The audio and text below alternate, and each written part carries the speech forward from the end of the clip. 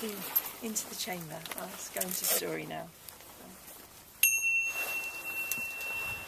Roedd Creuddwlad, fech, llu llaw eraint, un o forwyn prydfertha Ynys Cerddyn. Creuddwlad, the daughter of Llyth of the Silver Hand, was one of the most beautiful maidens of the Island of the Mighty, which is the old name for this land. And there are some that say that her father, Llyth of the Silver Hand, is cognate with the great Irish sun hero, Lugh Silverhand, Lugh the sun god. And there are others that say, well, Llyth is the model that Shakespeare took for Lear, and maybe Creuddwlad is Cordelia, but that I don't know, because I wasn't here when it happened. But Creuddwlad was a majestic, one of the majestic maidens of this island, the Island of the Mighty, and the 3 adjacent islands, one of which is the island that you're sitting on now. And she had 2 whom she loved, 2 to whom she wished to, with whom she wished to share her heart.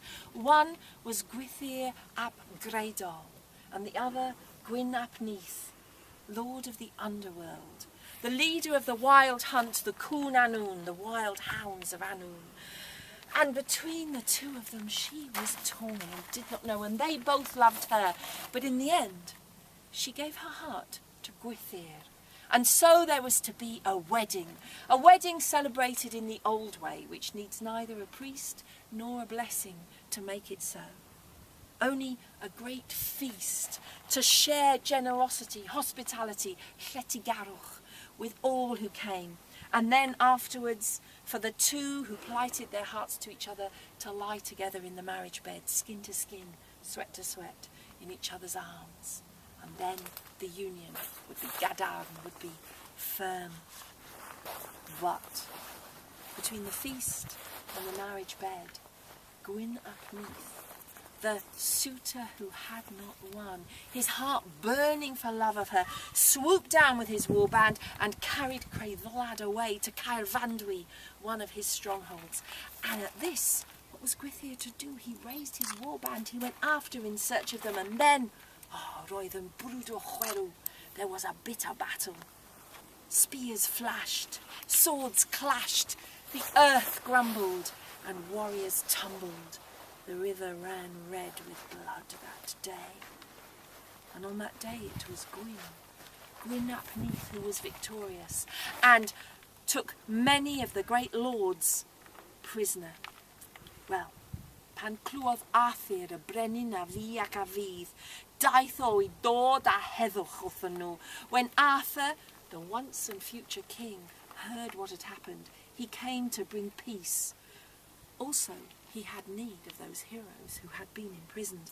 And when he came there, he demanded that Gwyn release his prisoners, and this Gwyn ap Neath was required to do. And then Arthur looked at the 2 suitors, Gwyn and Gwythyr, and at the maiden, Creuddwlad, who had love for them both.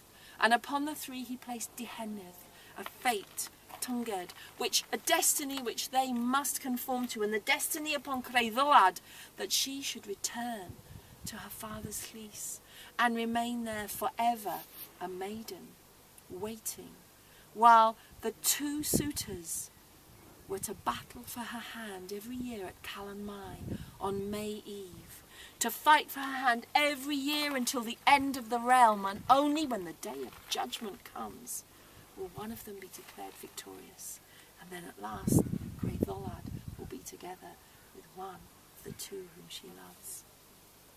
And there are some that say that Gwyn ap Neath, whose name means white, is the winter king, and that therefore Gwythyr is the oak king, the king of the summer, and that when they battle on Calan Mai, they keep the seasons turning still for us now, because when midwinter day comes, when the shortest day, the longest night, Alban Arthan, to give it its old name, that's when Gwyn ap Neath is in his full power and rules the land.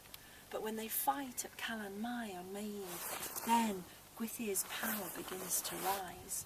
And so, by Alban Hefin, Midsummer's Day, which is today, well, then he's in his full power.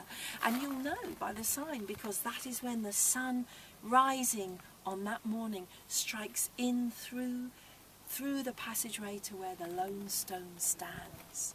And so it was in the time of the story, and perhaps before the time of the story, and still is now today.